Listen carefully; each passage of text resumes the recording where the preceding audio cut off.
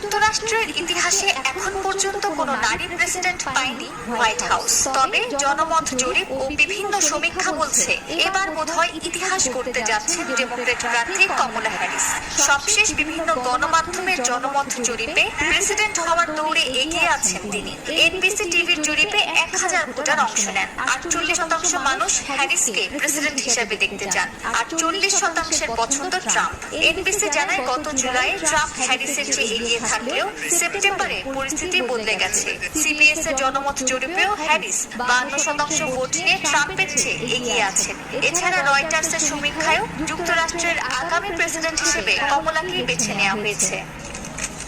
এদিকে আসন্ন মার্কিন প্রেসিডেন্ট নির্বাচনে হেরে গেলে 2028 সালের নির্বাচনে আর অংশ নেবেন না বলে জানিয়েছেন রিপাবলিকান প্রার্থী ডোনাল্ড ট্রাম্প। যুক্তরাষ্ট্রের সংবাদ ভিত্তিক ফুল মেজার অনুষ্ঠানে একথা জানান তিনি। যদিও নির্বাচনে হ্যারিসের